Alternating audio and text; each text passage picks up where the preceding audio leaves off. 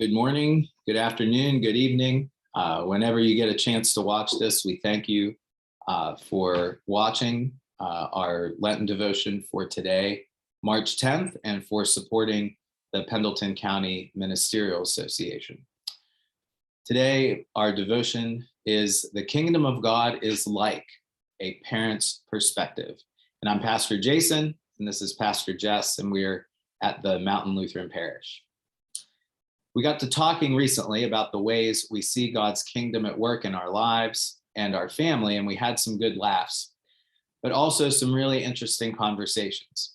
Throughout the Gospel of Matthew, Jesus compares the kingdom of God to all kinds of surprising circumstances, all of them taking ordinary experiences and giving profound insight to the rich ways God's kingdom drips with love and mercy.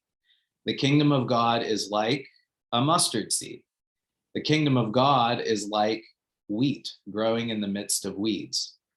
The kingdom of God is like a hidden treasure, a pearl, a measure of yeast mixed in with flour, like a sower who scatters seed. We thought we might share some of our favorite ways that we've encountered God's kingdom through our own little family with you today, in the hopes that it will inspire you to see God's kingdom revealed in your own family and community. The first story that comes to mind is the kingdom of God is like a toddler who demands to do everything by his own self. The most oft repeated phrase in our house these days is, I do it my own self. This is exclaimed by our 2-year-old when it's time to put on shoes, time to get in the bathtub, time to cut his supper into smaller bites, you name it. This toddler is ready to do it on his own terms, with his own 2 hands, and he's not afraid to let the whole world know, or at least the whole church, as we've witnessed on several occasions. But at least he's made an attempt to make things work his way. Our little buddy musters up his sweetest little voice and looks at us pleadingly, and he asks, Daddy or Mommy, can you help me? And sometimes it's followed up with an, oh, please, for good measure. And while it's the funniest thing to watch him cycle through this day after day, and sometimes hour after hour, it's also such a good reminder for us of how the kingdom of God is intended to work. We all set out with our vision or our notion of what we're going to do. But isn't the whole point of the kingdom of God that we belong to each other? That we're called to not only help one another, but ask and receive that help too?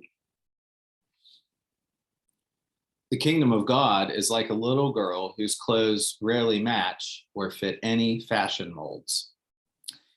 We go round and round with our second grader about what she should wear to school. Every day she comes marching down the stairs in a carefully curated outfit that features a unicorn or a rainbow or some wild color combination that she's spent time thinking over. We used to encourage her to go back upstairs and get a different outfit, to rethink her fashion choices for fear that they would get her picked on at school. But eventually we came to realize that she feels confident and comfortable in the outfits she chooses. God's kingdom is revealed for us in all of the variety of people and animals in creation. No 2 creatures are alike, not even identical twins. And this is part of God's plan for the world, that each of us reflect God's magnificent love through our own gifts and expression. We are learning to celebrate differences and not just tolerate them. And the last illustration that we laughed about is that the kingdom of God is like a child's car seat. Serving 5 churches and living 4 hours from both of our families means that we spend a lot of time in the car with our kids. If you have children or grandchildren and have ever cleaned out a car seat, you know that it's a total adventure. You never know what you're going to find when you pull a child's car seat from the vehicle. Jesus talks about the kingdom of God being like a banquet, a never-ending feast. In our experience, it feels like there are enough goldfish crackers and crumbs in our car seats to sustain our entire county through a famine. And even after we vacuum out the entire minivan and think we found every last crumb, we go to transfer the car seat to another car and discover that there are even more hiding. The kingdom of God never runs out. There is no removing it entirely from even the most desolate feeling places on earth. Like goldfish crackers in the back of a car, there are always more crumbs. Where is the kingdom of God revealed in your own life? How do you see God's will and God's purpose revealed in your circle of people? God's love is revealed to us in so many surprising and beautiful ways. Keep your eyes open.